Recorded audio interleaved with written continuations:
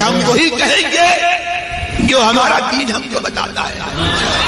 عمل کرو تو تمہارا بھلا ہے.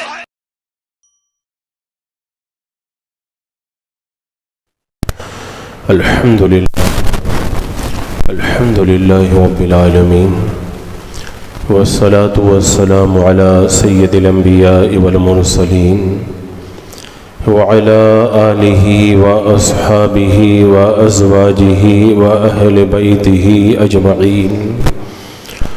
أما بعد فأعوذ بالله من الشيطان الرجيم. بسم الله الرحمن الرحيم. ورفعنا لك ذكرك.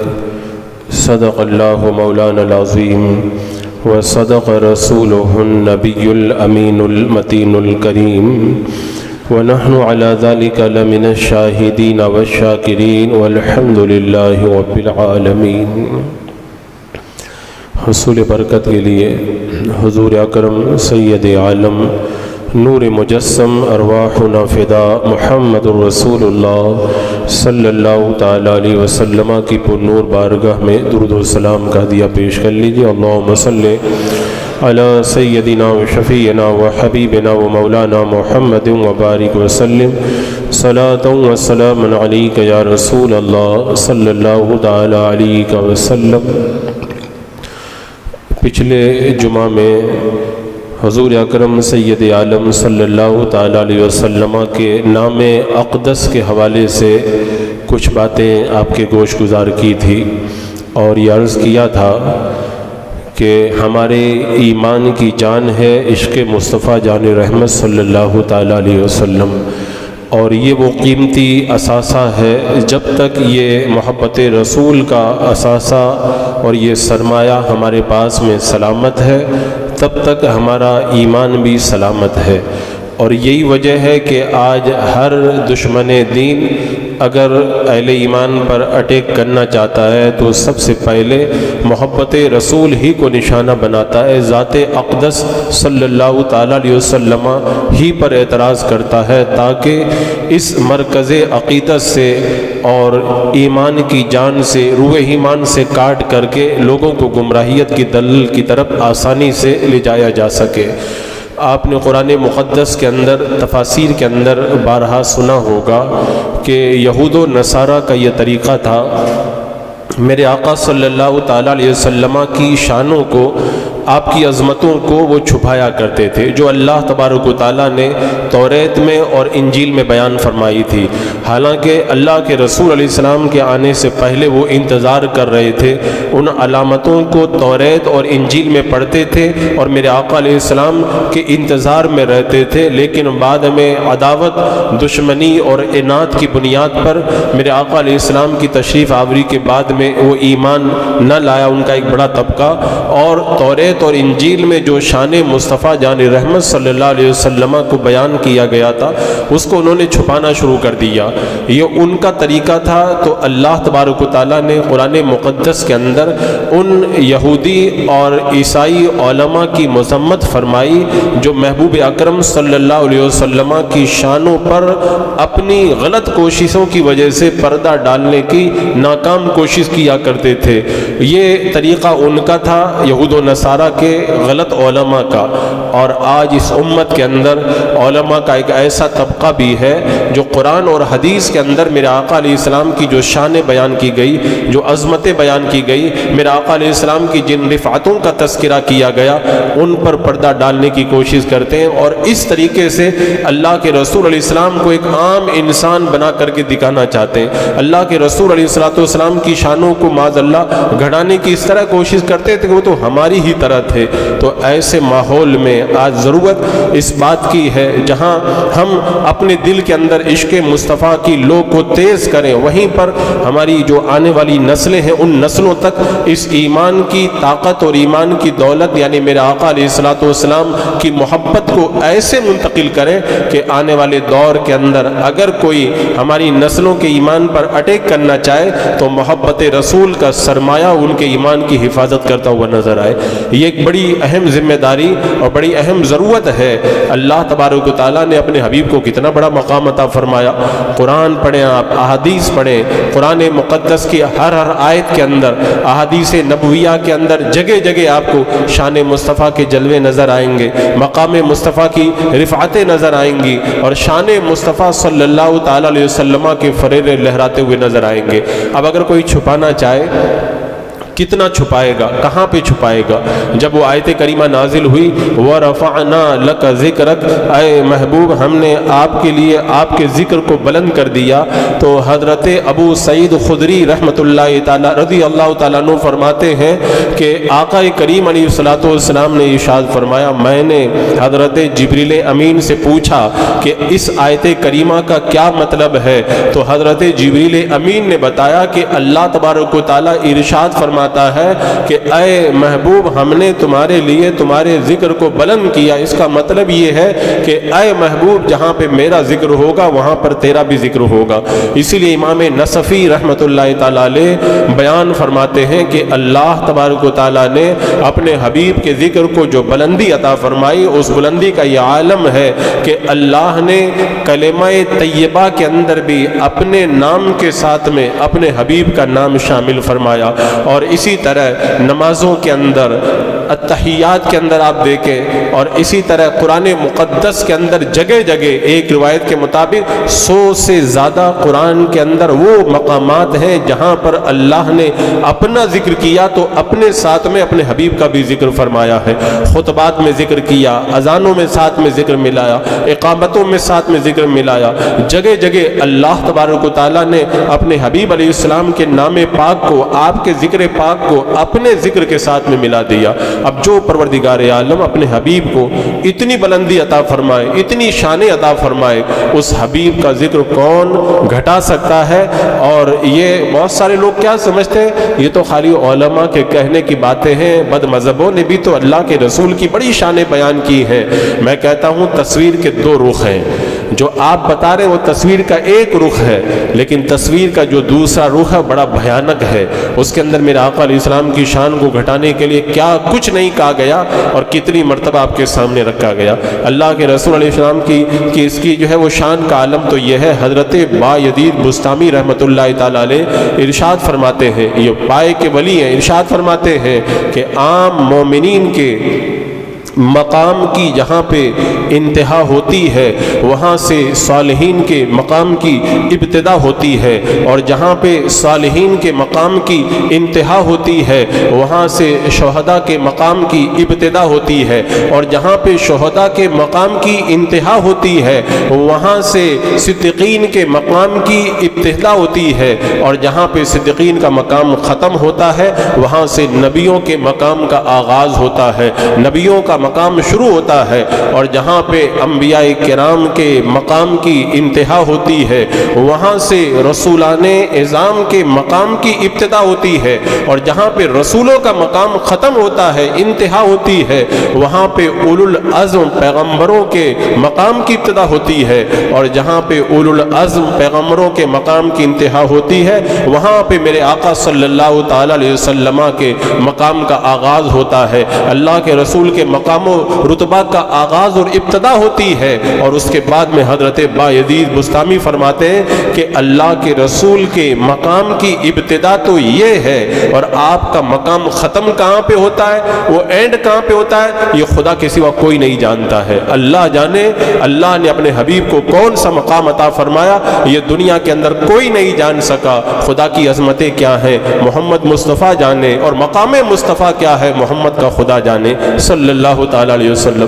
اللہ نے اپنے حبیب کو اتنا بڑا مقام عطا فرمایا، اتنا عظیم مقام عطا فرمایا۔ یہ کون بتا رہا ہے؟ یہ حضرت بایزید بستامی بتا رہے ہیں۔ یہ حضرت بایزید بستامی ہے کون؟ یہ حضرت بایزید بستامی وہ ہیں جن کے بارے میں حضرت سید الطائفہ جنید بغدادی رضی اللہ تعالی عنہ نے ارشاد فرمایا تھا، آپ نے ارشاد فرمایا تھا کہ ہم اولیاء کے درمیان حضرت بایزید بستامی کا وہی مقام و رتبہ ہے جو فرشتوں کے بیچ میں حضرت جبریل امین کا مقام و رتبہ ہے، اور فرماتے ہم بزرگوں کا مقام جہاں پہ ختم ہوتا ہے حضرت بایزید کا مقام وہاں پہ شروع ہوتا ہے۔ اتنا پائے کا ولی کہہ رہا ہے کہ مقام مصطفیٰ کو خدا کے سوا کوئی جان ہی نہیں سکتا ہے۔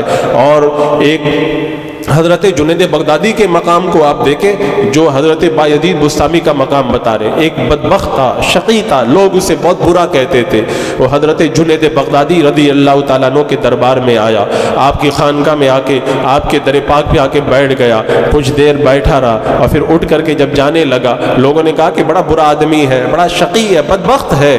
تو حاطف نے آواز دی یہ پہلے شقی تھا، برا تھا، لیکن میرے محبوب بندے جنید بغدادی کی صحبت کے اندر کچھ دیر بیٹھ کر کے آیا ہے، اب یہ بدبخت اور شقی نہیں رہ گیا، اللہ نے اس کو سعادت مند بنا دیا ہے۔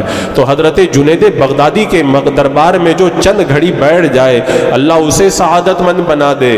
وہ حضرت جنید بغدادی کہتے ہیں بایزید بستامی کا مقام بڑا بلند ہے، اور وہ بایزید بستامی کہتے ہیں مقام مصطفیٰ کو کوئی نہیں جان سکتا ہے۔ اولو العزم پیغمبروں کے مقام کی جہاں پہ انتہا ہوتی ہے وہاں سے مقام مصطفیٰ شروع ہوتا ہے لیکن ختم کہاں پہ ہوتا ہے اسے کوئی نہیں جانتا۔ اور یہ صرف حضرت بایزید بستامی نے نہیں کہا، خود میرے آقا نے بھی بتایا ہے۔ آپ حدیث پاک یاد کریں، ایک موقع پر اللہ کے رسول صلی اللہ تعالیٰ علیہ وسلم نے حضرت سیدنا ابو بکر صدیق سے کہا تھا، یہ حضرت ابو بکر صدیق کا مقام آپ جانتے ہیں نا کہ سارے انبیاء و مرسلین کے بعد میں سارے انسانوں میں سب سے افضل ذات کا نام ہے حضرت ابو بکر صدیق رضی اللہ تعالیٰ عنہ۔ اور فرمایا گیا کہ روئے زمین کے سارے لوگوں کے ایمان کو اگر ابو بکر کے ایمان کے ساتھ میں وزن کیا جائے تو ابو بکر کا ایمان سارے لوگوں کے ایمان کے اوپر بھاری پڑ جائے گا۔ اتنا عظیم مقام میرے آقا علیہ السلام کے ساتھ میں آپ نے اپنی زندگی قبل ایمان بھی گزاری، ایمان لانے کے بعد بھی آپ کے ساتھ رہے، نمازیں آپ کے پیچھے پڑھی، آپ کے ساتھ میں جو ہے غزوات میں تشریف لے گئے، ہجرت میں آپ کے ساتھ میں رہے، غار میں آپ کے ساتھ میں رہے، ہر گھڑی آپ کے ساتھ میں رہے، یہاں تک کہ آج مزار مقدس میں بھی میرے آقا علیہ السلام کے قدموں میں لیٹے ہوئے ہیں۔ اتنا قرب ہے، اس کے باوجود میرے آقا علیہ السلام نے حضرت ابو بکر صدیق رضی اللہ تعالیٰ عنہ سے فرمایا ابو بکر قسم ہے اس ذات کی جس نے مجھ کو حق کے ساتھ میں مبعوث کیا ہے، میری حقیقت کو میرے رب کے سوا کسی نے نہیں پہچانا ہے۔ یہ حضرت ابو بکر سے کہا جا رہا ہے۔ تو حضرت ابو بکر جو ساری مخلوق کے اندر انبیاء کے بعد میں اتنا بڑا مقام رکھتے ہیں، ان سے جب کہا جا رہا ہے کہ میری حقیقت کو میرے رب کے سوا کوئی نہیں پہچانا، تو دو کتاب پڑھ کر کے یہ دعویٰ کرنے والا کہ اللہ کے رسول کا مقام یہاں پہ ہے، یہاں پہ ختم ہوتا ہے، یہ اس کو کس نے یہ حق دیا ہے؟ اور پھر سنیوں کے اوپر یہ الزام لگانا، یہ تو اللہ کے رسول کا مقام بہت بڑھا دیتے ہیں۔ ارے میں کہتا ہوں ہم کہاں بڑھاتے، میرے آقا نے خود اپنا مقام بیان فرمایا ہے۔ ایک بار اعلیٰ حضرت کی بارگاہ میں بھی یہ بات آئی تھی، کسی نے کہہ دیا تھا کہ آپ لوگ اللہ کے رسول کا مقام بڑھا کر کے بتاتے ہیں۔ اعلیٰ حضرت سرکار نے کہا یہ کاغذ ہے اور یہ قلم ہے، تم اپنے ہاتھ سے قلم سے لکھ کر کے بتاؤ کہ اللہ کے رسول کا مقام کہاں سے شروع ہوتا ہے کہاں پہ ختم ہوتا ہے۔ اب وہ مولوی کانپنے لگا، کس کی مجال ہے کہ اللہ کے رسول کے مقام کی انتہا کوئی بیان کر سکے؟ تو حقیقت کے میدان میں اگر دلائل کی روشنی میں بات کی جائے گی تو حقیقت وہی ہے جو میرے آقا نے بتایا کہ میری حقیقت کو میرے رب کے سوا کسی نے نہیں پہچانا۔ یہی وجہ ہے کہ صدیاں گزر گئی، آج سالوں سے لوگ تعریفیں کرتے چلے آ رہے ہیں، سب تعریف کرتے آخر میں یہی کہتے ہیں لا یمکن ثناء کما کان حقہ بعد اد خدا بزرگ تو ہی قصہ مختصر۔ یا رسول اللہ آپ کی تعریف کا حق کرنا یہ بندے کے لیے ممکن نہیں ہے، بس اتنا میں کہہ کر کے چپ ہوتا ہوں کہ خدا نے اپنے بعد میں مخلوق کے اندر سب سے بڑا مقام و رتبہ آپ کو عطا فرمایا ہے۔ اور میرے امام نے اسی لیے کہا تھا کہ سرور کہوں کہ مالک و مولا کہوں تجھے، باغ خلیل کا گل زیبا کہوں تجھے، تیرے تو وصف عیب تنائی سے ہیں بھری، حیران ہوں میرے شاہ میں کیا کیا کہوں تجھے، چپ ہو رہا ہوں میں کہہ کے کہ کیا کیا کہوں تجھے۔ اعلیٰ حضرت کہتے رہے کیا کیا کہوں تجھے، اور آخر میں کہا کہ بس رضا نے ختم سخن اس پہ کر دیا، خالق کا بندہ خلق کا آقا کہوں تجھے۔ یعنی ہمارے بس کی بات نہیں ہے کہ آپ کے مقام کو بیان کریں، بس ہم اتنا جانتے ہیں اللہ نے آپ کو ساری مخلوق میں سب سے بڑا مقام و رتبہ عطا فرمایا ہے۔ اور عزیزان مکرم، مقام مصطفیٰ کے حوالے سے یہ گفتگو میں اس لیے کر رہا ہوں کہ آئے دن ہم دیکھ رہے ہیں کہ بد مذہبوں کی طرف سے شان مصطفیٰ کو معاذ اللہ گھٹانے کی جو کوششیں ہوتی ہیں، اور جس انداز کے اندر ہماری نئی نسل کا جو ہے برین واش کیا جاتا ہے، اور یہ کہا جاتا ہے کہ یہ سنی جو ہے وہ اللہ کے رسول علیہ السلام کو خدا سے ملا دیتے۔ معاذ اللہ، خدا خدا ہے، بندہ بندہ ہے۔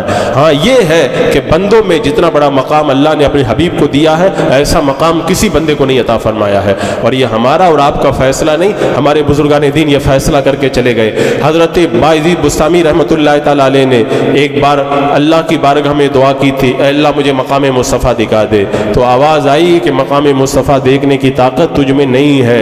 انہوں نے کہا مولا مجھے ایک جھلک دکھا دے، تو اللہ تبارک و تعالیٰ نے مقام مصطفیٰ کو سوئی کے ناکے کے برابر کھولا۔ حضرت بایزید بستامی اس کی بھی تاب نہ لا سکے، ایک سوئی کے ناکے کے برابر اگر مقام مصطفیٰ اگر کسی کے لیے کھول دیا جائے، وہ اللہ کا اتنا بڑا ولی اس کی بھی تاب نہ لا سکے، تو عام لوگ یہ کس زبان سے کہتے ہیں کہ مقام مصطفیٰ یہاں سے یہاں تک ہے۔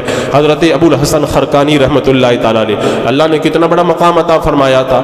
اگر حضرت ابو الحسن خرقانی کی تعریف اور ان کی جو شان ہے میں وہ بیان کرنے لگوں تو آپ حیرت میں ڈوب جائیں گے کہ اللہ نے اس امت میں اتنا بڑا ولی بھی پیدا فرمایا ہے، اللہ نے وہ شانیں آپ کو عطا فرمائی۔ آپ کو یاد نہیں ہے ہندوستان کی سرزمین پر سلطان محمود غزنوی کی فوج کو جب شکست ہو رہی تھی اور آپ کی فوج یہاں سے بھاگنے کے لیے آمادہ تھی، صرف حضرت سلطان محمود غزنوی نے حضرت ابو الحسن خرقانی کا جھپا رکھ کے دعا کی تھی، اللہ اس جھپے کے صدقے میں فتح عطا فرما دے، تو اللہ نے فتح عطا فرما دی تھی۔ اور پھر جھپے کا اتنا مقام و رتبہ ہے تو اس ذات کا کتنا بڑا مقام ہوگا۔ وہ کہتے ہیں میں روحانی طور پر کہاں سے کہاں تک پہنچا، میں نے کہا کہ اللہ مجھے مقام مصطفیٰ دکھا۔ کہتے ہیں میرے درمیان اور مقام مصطفیٰ کے درمیان نور کے سینکڑوں پردے تھے، اگر ایک پردہ بھی ہٹ جاتا تو میں جل کر کے راکھ ہو جاتا۔ اللہ نے اتنا بڑا مقام اس ذات کو عطا فرمایا ہے، اور اس ذات کے مقام و رتبہ کو کوئی انچی ٹیپ ناپ لے کر کے ناپنے کی کوشش کرے، یہ بندوں کی بساط نہیں ہے، ان کی کم عقلی ہے۔ آپ دیکھیں اللہ تبارک و تعالیٰ نے خود اپنے حبیب کے دربار کے آداب ہمیں سکھائے۔ ارے شان مصطفیٰ اگر کوئی مقام مصطفیٰ سمجھنا چاہے تو یہی کافی ہے کہ خدا ہو کر کے پروردگار عالم اپنے حبیب کے مقام اور آپ کے دربار کے آداب اللہ تعالیٰ خود سکھا رہا ہے۔ دنیا میں لوگ حکومت کرتے ہیں، بادشاہ بنتے ہیں، قانون بناتے ہیں، اپنے دربار کے آداب منتخب کرتے ہیں، اور اگر کوئی آداب نہیں بجا لاتا تو اس کے لیے سزائیں مقرر کرتے ہیں، قانون بناتے ہیں، اور ان کا قانون اور ان کے آداب کن پہ چلتے ہیں؟ صرف انسانوں کے اوپر چلتے ہیں، اور کتنے انسانوں پر جو ان کی حکومت کے اندر شامل ہیں، حکومت کے دائرے کے باہر نکل کر کے ان کا حکم نہیں چلا کرتا، اور جب تک وہ زندہ رہتے ہیں ان کی تلوار کی خوف سے لوگ ان آداب کو بجا لاتے ہیں۔ وہ جب مر جاتے ہیں تو اس کے بعد میں ان کی طرف کوئی نظر اٹھا کر کے دیکھنے کے لیے بھی تیار نہیں ہوتا۔ اور مقام مصطفیٰ وہ ہے، اللہ نے خود اپنے حبیب کے دربار کے آداب منتخب کیے۔ کیا فرمایا؟ جب کسی نے میرے آقا سے پہلے قربانی کی کوشش کی، جب کسی نے اللہ کے رسول علیہ السلام سے پہلے جو ہے وہ روزہ رکھنا شروع کرنے کی کوشش کی، رب نے فرمایا یا ایھا الذین آمنوا لا تقدموا بین یدی اللہ ورسولہ، ایمان والوں اللہ اس کے رسول سے آگے مت بڑھو۔ یہ ادب رب تمہیں سکھا رہا ہے، میرا محبوب پہلے کرے، تم پیچھے پیچھے چل کر کے آؤ۔ اور پھر ادب رب سکھاتا ہے، اگر تمہاری آواز نبی کے دربار میں بلند ہوتی ہے نا، یا ایھا الذین آمنوا لا ترفعوا اصواتکم فوق صوت النبی، میرے محبوب کی آواز پر تمہاری آواز بلند نہ ہو ورنہ اللہ تمہارے اعمال کو برباد کر دے گا۔ اگر کوئی قبیلہ باہر سے آئے اور میرے آقا کو باہر سے کھڑے ہو کر کے آواز دے، رب آیت کریمہ نازل فرما کے ادب سکھاتا ہے، ان الذین ینادونک من وراء الحجرات اکثرهم لا یعقلون، اے محبوب جو حجروں کے باہر سے تمہیں پکارتے ہیں ان کے اندر عقل نہیں ہے ان کے اندر۔ اور پھر فرمایا ولو انہم صبروا حتی تخرج الیہم لکان خیرا لہم، وہ صبر کرتے، محبوب کا انتظار کرتے تو وہ تم کے لیے بہتر ہوتا۔ اور اگر کوئی میرے آقا کی بارگاہ کے اندر کسی بات کو دوبارہ عرض کرنے کے لیے رائنا کہتا ہے نا، اس رائنا کا کوئی غلط فائدہ اٹھاتا ہے، رب آیت نازل فرما کے کہتا ہے یا ایھا الذین آمنوا لا تقولوا راعنا وقولوا انظرنا، محبوب کی بارگاہ میں کچھ عرض کرنا ہو تو پھر رائنا نہ کہنا، انظرنا کہہ کر کے دوبارہ عرض محبوب کی بارگاہ کے اندر پیش کرنا۔ اور پھر یہی نہیں کہ جب محبوب کو جب بلانا ہو نا تو آپس میں جیسے بلاتے ہو ویسے مت بلانا، لا تجلوا دعاء الرسول، نبی کو ایسے مت بلانا جیسے آپس میں بلاتے ہو۔ نبی کو بلانے کے لیے ادب رب نے سکھایا ہے اور کہا تم چاہے جہاں پر بھی ہو نماز کی حالت میں بھی رہو نا، میرا محبوب تمہیں بلائے نماز چھوڑ کر کے میرے محبوب کی بارگاہ میں آ جاؤ۔ یا ایھا الذین آمنوا استجیبوا للہ وللرسول اذا دعاکم لما یحییکم، اللہ اس کے رسول کے بلانے پہ آ جاؤ۔ بلایا تو محبوب نے ہے، لیکن اللہ فرماتا ہے اللہ اس کے رسول کے بلانے پہ آ جاؤ، یعنی رسول جب بلاتے ہیں تو یہ رسول کا بلانا نہیں، یہ خدا ہی کا بلانا ہوا کرتا ہے۔ اور اللہ نے اپنے حبیب کی بارگاہ کے آداب کیسے سکھائے۔ میرے آقا علیہ السلام کے گھر پہ دعوت ہے، صحابہ آئے ہیں، دعوت کھا کے چلے گئے، کچھ صحابہ بیٹھ کر کے بات کرنے لگے، محبوب ان کو منع نہیں کر رہے شرم کی وجہ سے، تو اللہ تعالیٰ قرآن کی آیت نازل فرما کر کے بتاتا ہے جب تم کھانا کھا چکو وَإِذَا طَعِمْتُمْ فَانْتَشِرُوا، جب تم کھانا کھا لو تو اٹھ کر کے چلے جاؤ، وہاں پر بیٹھ کر کے باتوں سے دل مت بہلاؤ۔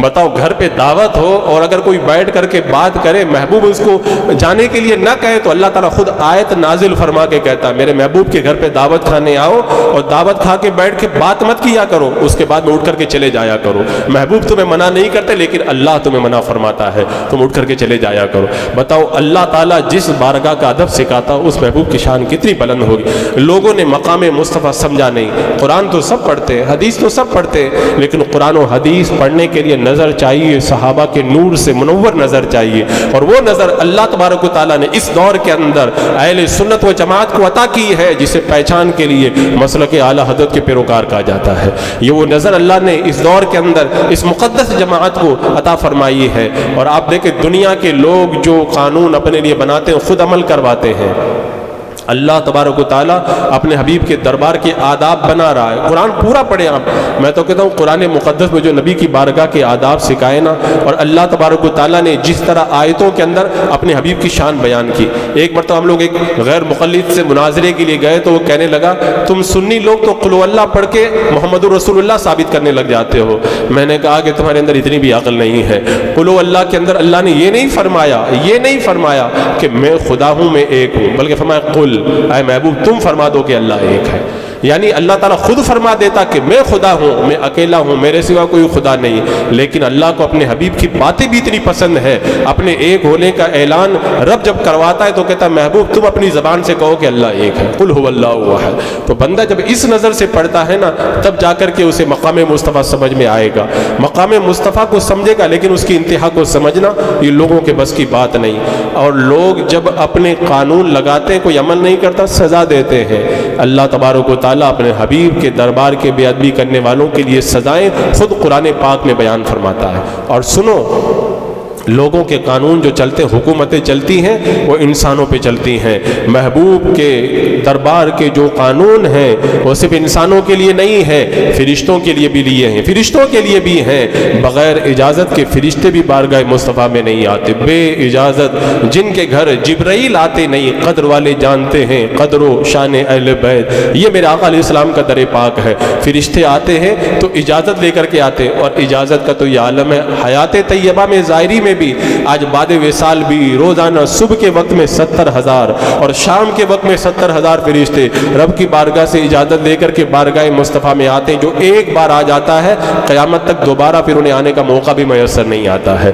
ہم گنہگار ساری زندگی در رسول پہ پڑے رہے تو ہمیں کوئی اٹھانے والا نہیں ہے۔ اللہ نے اپنے حبیب کو وہ مقام عطا فرمایا، اور صرف انسان اور فرشتے ہی نہیں، جنات بھی اس در پہ آتے تو کانپتے ہوئے آتے ہیں، جانور آتے ہیں ادب کے ساتھ آتے ہیں، چاند و سورج بھی اس بارگاہ کا ادب کرتے ہوئے نظر آتے ہیں، اور ادب اتنا ادب کرتے ہیں اللہ اکبر کبیرہ۔ اور ہم نے دیکھا ہے کہ دنیا کا جو دستور ہے نا، لوگ جب مر جاتے ہیں نا انہیں کوئی پوچھتا نہیں۔ آپ بادشاہوں کی تاریخ پڑھیں، ہندوستان کی سرزمین پر کتنے مقبرے بنے بادشاہوں کے، کون ان مقبروں پہ جاتا ہے؟ اور جاتے بھی ہیں تو وہ پکنک منانے کے لیے جاتے ہیں اور بیٹھ کر کے پکنک منا کر کے وہاں سے چلے آتے ہیں۔ اور در مصطفیٰ کا معاملہ تو یہ ہے، بارگاہ مصطفیٰ کا حیات ظاہری میں بھی وہی آداب اور بعد وصال بھی وہی آداب باقی ہے۔ اسی لیے تو امام مالک رحمۃ اللہ تعالیٰ علیہ نے بادشاہ وقت کی آواز جب مسجد نبوی کے اندر بلند ہوئی تھی تو ٹوک کر کے کہا تھا کیا تم نے قرآن نہیں پڑھا؟ رب فرماتا لا ترفعوا اصواتکم فوق صوت النبی۔ بادشاہ نے کہا تھا کہ کیا آپ کے وصال کے بعد بھی یہی حکم ہے؟ امام مالک نے کہا تھا جب میرے آقا ظاہری حیات میں تھے تب بھی آواز بلند کرنا منع تھا، میرے آقا آج روزہ انور کے اندر بھی حیات کے ساتھ موجود ہے، آج بھی میرے آقا زندہ ہے، آج بھی در رسول پر آواز بلند مت کرنا، نہیں تو تمہارے اعمال برباد ہو جائیں گے۔ یہ ہے اس بارگاہ کا ادب۔ اور میں کہتا ہوں صرف اتنا ہی نہیں، اللہ کے رسول علیہ الصلوۃ والسلام کا مقام اور رتبہ تو یہ حیات ظاہری میں تو جو آداب تھے وہ تھے ہی، بندہ جب قبر میں جائے گا نا تو اسے پتہ چلے گا مقام مصطفیٰ کیا ہے۔ آپ بخاری شریف پڑھیں، مسلم شریف پڑھیں، کتنی مرتبہ آپ لوگوں نے تقریر سنی ہوگی کہ جب بندہ قبر میں جائے گا تو 3 سوال ہوں گے، من ربک ما دینک ما کنت تقول فی ھذا الرجل۔ لیکن بخاری اور مسلم میں پڑھیں، بخاری اور مسلم شریف کے اندر یہ 3 سوال آپ کو نظر نہیں آئیں گے، ان دونوں کتابوں میں آپ کو صرف ایک سوال ملے گا۔ میرے آقا نے فرمایا تھا کہ قبر کے اندر تم سے میرے بارے میں سوال ہوگا اور میرے بارے میں تمہارا امتحان لیا جائے گا۔ ایک سوال کا صرف ذکر ہے بخاری اور مسلم کے اندر، تو بندہ جب جائے گا قبر میں 3 سوال ہوں گے، لیکن یہ ایک سوال بخاری اور مسلم میں جو ذکر کیا گیا یہ بڑا امپورٹنٹ سوال ہے، بڑا اہم سوال ہے۔ ان سے یہ نہیں کہا جائے گا کہ تو نے کیا کہا ہے اللہ کے رسول کے بارے میں، نہیں، ان سے کہا اس ذات کے بارے میں تو کیا کہتا تھا، یعنی اپنی محفلوں میں کیا کہتا تھا، اپنے مدرسوں میں کیا کہتا تھا، اپنے جلسوں میں کیا کہتا تھا، اپنے گھر میں کیا کہتا تھا، اپنے سفر و حضر میں کیا کہتا تھا، یہ ذات آج تیری نگاہوں کے سامنے موجود ہے۔ تو نے من ربوں کا جواب دے دیا، ما دینوں کا جواب دے دیا۔ تیسرا سوال بڑا امپورٹنٹ ہے، یہ بتا آج جو ذات تیرے سامنے کھڑی ہے، ذات کے بارے میں تم کیا کہا کرتا تھا۔ میرے آقا نے فرمایا میرے ذریعے تم کو آزمایا جائے گا اور میرے بارے میں تم سے سوال کیا جائے گا، اور اسی سوال کے اندر وہاں بھی پھنس جائے گا۔ جو مقام مصطفیٰ اپنی محفلوں میں نہ بیان کرتا ہو اور شان مصطفیٰ گھڑانے کی کوشش کرتا ہو، معاذ اللہ جو کہتا نبی مر کر کے مٹی میں مل گئے، نبی کو دیوار کے پیچھے کا علم نہیں، جس کا نام محمد یا علی ہو وہ کسی چیز کا مالک و مختار نہیں، اگر نماز میں نبی کا خیال آ جائے تو بیل اور گدھے کے خیال سے بھی بدتر ہے، جو اپنی محفلوں میں یہ کہتا تھا وہ اس تیسرے سوال کے اندر پھنسے گا، اور ایسا پھنسے گا کہ جہنم اس کا ٹھکانہ بنایا جائے گا۔ صحابہ کا تو کہنا یہ ہے، صحابی بیان کرتے ہیں کہ جب اللہ کے رسول علیہ السلام نے اپنے حجرے کا پردہ ہٹایا اور صحابہ نے نماز کی حالت میں دیدار مصطفیٰ کیا، صحابی کہتے ہیں کہ آج تک ایسا خوبصورت منظر ہم نے اپنی نگاہوں میں کبھی نہیں دیکھا، جو دیدار مصطفیٰ نماز کی حالت میں ہم نے کیا تھا وہ منظر ہماری نگاہوں کے سامنے آیا۔ وہ نماز میں دیدار مصطفیٰ کو سب سے عظیم جو ہے منظر قرار دیں، اور ادھر لکھے کہ نبی کا خیال اگر نماز میں آ جائے تو بیل اور گدھے کے خیال سے بھی زیادہ برا ہے۔ وہ اس تیسرے سوال کے اندر پھنسیں گے، وہ جائیں گے تو اس تیسرے سوال میں پھنسیں گے، ان سے پوچھا جائے گا یہ جو ذات تیری نگاہوں کے سامنے ہے اس ذات کے بارے میں تو کیا کہتا تھا۔ جو سنی صحیح العقیدہ علماء ہیں، عوام ہیں، وہ بھی کہیں گے ہم شان مصطفیٰ بیان بھی کرتے تھے، عوام کہیں گے ہم شان مصطفیٰ کو سنتے تھے، ہمارے دل خوش ہوتے تھے، جب کوئی کہتا تھا نا میرے آقا کی یہ شان ہے ہمارے کلیجے ٹھنڈے ہوتے تھے، جب کوئی مقام مصطفیٰ کو بیان کرتا تھا خوشی سے ہمارا رواں رواں جھومنے لگتا تھا۔ یہ وہ ذات ہماری نگاہوں کے سامنے ہے، جب ہم اس ذات کا ذکر سنتے تھے نا تو ہمارے سارے غم دور ہو جایا کرتے تھے، اور پھر وہی عالم ہوگا قبر میں لہرائیں گے تا حشر چشم نور کے جلوہ فرما ہوگی جب طلعت رسول اللہ کی، اور جنہوں نے مانا تھا وہ تو کامیاب ہو جائیں گے، یعنی انہیں جانا انہیں مانا، نہ رکھا غیر سے کام، للہ الحمد میں دنیا سے مسلمان گیا۔ وہ قبر میں جانے کے بعد شان مصطفیٰ جب ظاہر ہوگی تب پتہ چلے گا، اور صرف قبر میں نہیں، جب حشر میں اٹھیں گے نا تو حشر تو پورا شان مصطفیٰ ہی کے لیے ہے۔ علامہ حسن رضا خان نے کہا تھا نا کہ فقط اتنا سبب ہے انعقاد بزم محشر کا کہ ان کی شان محبوبی دکھائی جانے والی ہے۔ میرا آقا علیہ السلام قبر انور سے جب باہر آئیں گے نا پھر وہاں سے شان مصطفیٰ کے جلوے شروع ہوں گے، اور پھر وہ جنت میں اور جنت کے اندر جانے تک آپ دیکھیں گے۔ میرا آقا فرماتے ہیں فلاں نبی کے لیے یہ سواری آئے گی، فلاں نبی کے لیے یہ سواری آئے گی، جب میں قبر سے باہر آؤں گا میرے لیے براق لایا جائے گا، 70,000 فرشتوں کی جھومٹ میں دولہا بن کر کے میرے آقا علیہ السلام میدان محشر کی طرف بڑھیں گے، تو اس وقت سب اشش کر اٹھیں گے کہ اللہ نے کیا شان عطا فرمائی ہے، اور کوئی اس وقت تک سجدہ نہیں کر سکے گا جب تک کہ میرے آقا علیہ السلام رب کی بارگاہ میں سجدہ نہ کریں گے۔ انبیاء اس وقت نفسی نفسی کہہ رہے ہوں گے، حدیث پاک پڑھ کے دیکھیں سارے نبی نفسی نفسی کہہ رہے ہوں گے۔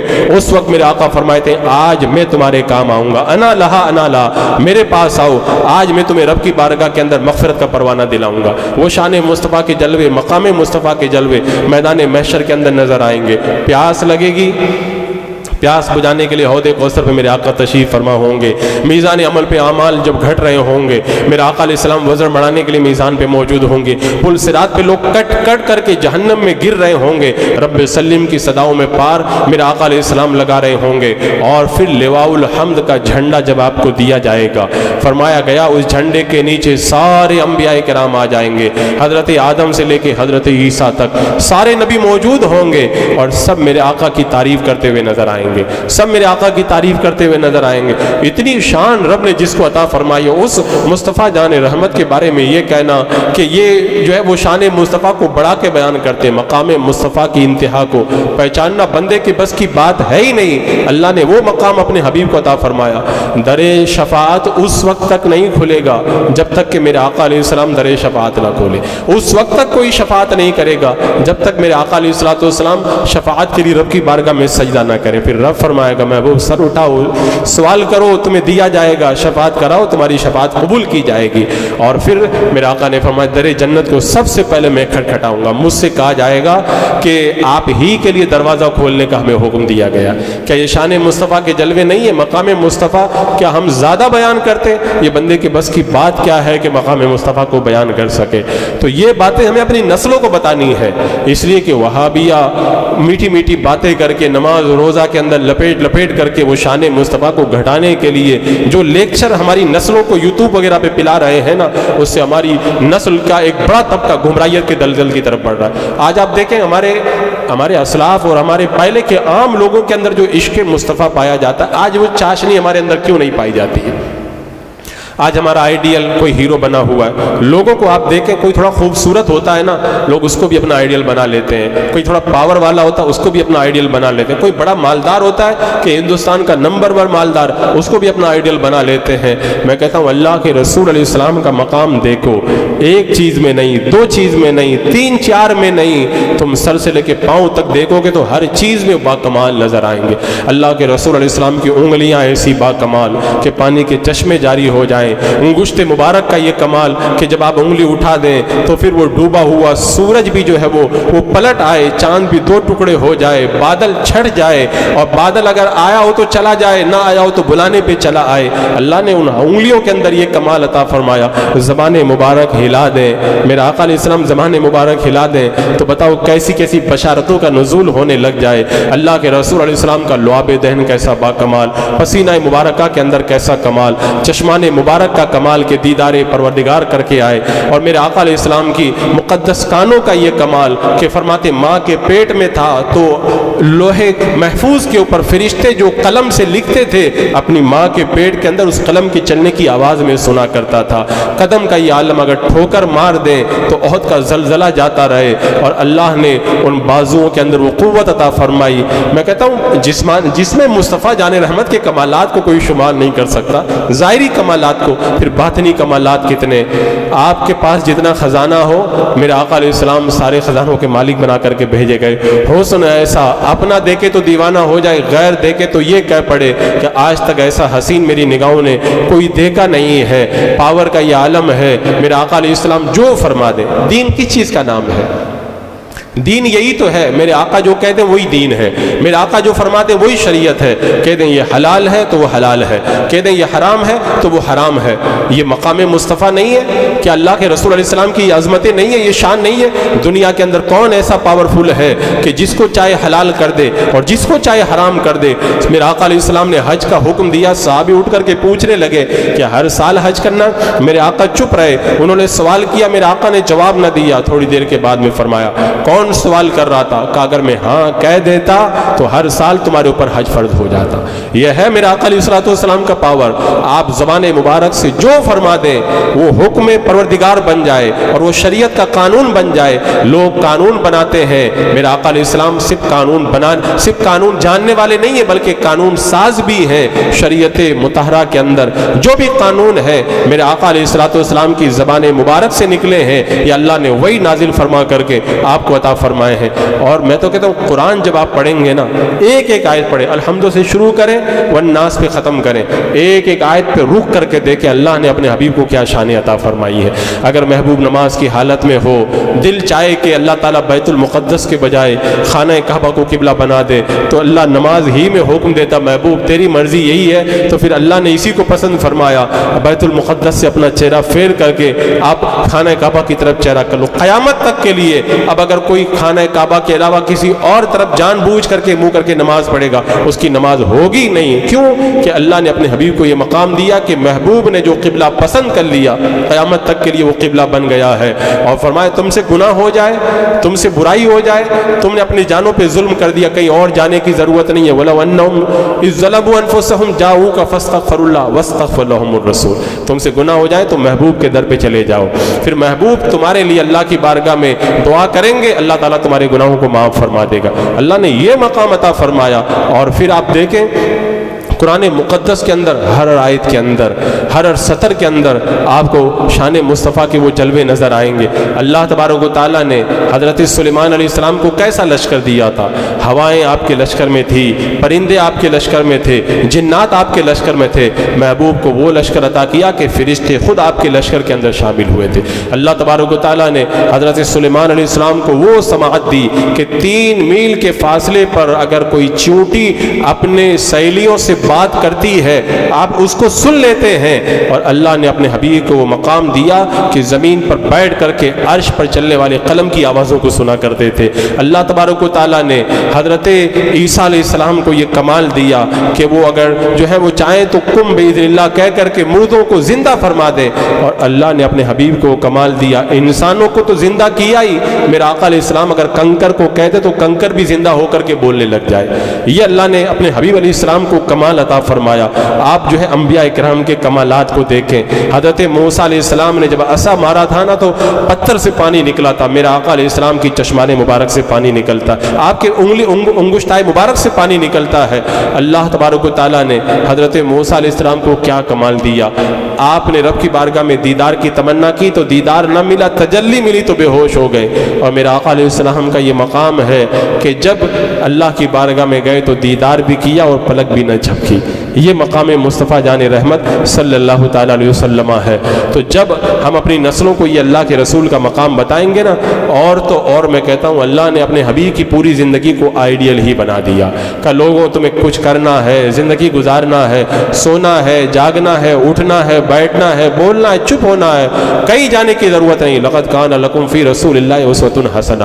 میرے محبوب کو دیکھو, میرا محبوب جیسے کرتا ویسے تم بھی کرو, وہی تمہارے لیے محبوب کو میں نے آئیڈیل بنا دیا. بتاؤ یہ کتنا بڑا مقام ہو گیا. دنیا کے لاکھوں نہیں, کروڑوں نہیں, اربوں لوگوں سے کہا جا رہا ہے سارے مل کر کے میرے محبوب کے نقش قدم پہ چلو. اور پھر کیا فرمایا, من یطع الرسول فقد اطاع اللہ. میرے محبوب کے نقش قدم پہ چلو گے تو تم نے خدا کا کہنا مانا ہے. تم نے یہ کہنے کو تو سننے میں بہت آسان لگتا ہے, لیکن آیتوں میں جب غور کرو نا کتنی بڑی بات ہے. اللہ فرماتا ہے کہ میرے محبوب کے کہنے پہ چلو گے نا تو تم نے خدا کی اطاعت کر لی. اور کیا فرمایا, وما رمیت اذ رمیت ولکن اللہ رمی. محبوب نے جو کنکریاں یا مٹی پھینکی تھی نا, اے محبوب تم نے نہیں پھینکی تھی, وہ خدا ہی نے اپنے دست قدرت سے پھینکی تھی. یعنی محبوب کا پھینکنا یہ خدا ہی کا پھینکنا ہے. قرآن کی میں کہتا ہوں اگر آیتوں کو ایک ایک لے کر کے میں شان مصطفیٰ کو بیان کرنے لگوں نا, سالوں سال گزر جائیں گے, آپ سنتے رہ جائیں گے, لیکن مقام مصطفیٰ ختم نہیں ہو پائے گا. اللہ نے وہ مقام عطا فرمایا. خدا کی عظمتیں کیا ہیں محمد مصطفیٰ جانے, مقام مصطفیٰ کیا ہے محمد کا خدا جانے صلی اللہ تعالیٰ علیہ وسلم. اللہ نے وہ شان عطا فرمائی, وہ عظمت عطا فرمائی, وہ مقام عطا فرمایا. وہ پہلے یہودی اور عیسائی علماء شان مصطفیٰ چھپایا کرتے تھے, آج کے وہابی دیوبندی شان مصطفیٰ کو چھپایا کرتے ہیں. کب تک چھپائیں گے؟ اور چھپانے کے لیے انہوں نے بڑی کوششیں کر لی, لیکن شان مصطفیٰ نہ گھٹی ہے نہ کبھی گھٹے گی جب اللہ تجھے بڑھانے والا تیرا. اللہ نے وہ شان عطا فرمائی. عزیزان مکرم, باتیں تو بہت کچھ ہیں, لیکن آج کے اس گمراہ اور پرفتن ماحول کے اندر ایمان کی بقا چاہتے ہو تو میرے آقا سے ٹوٹ کر کے پیار کرو, خوب پیار کرو, ساری دنیا سے زیادہ میرے آقا سے پیار کرو. آپ دیکھیں حضرت بہاؤدین زکریا ملتانی رحمۃ اللہ تعالی اتنے پائے کے ولی ہیں, ان کے بیٹے نے ایک مرتبہ کہا میں مفصل پڑھوں گا.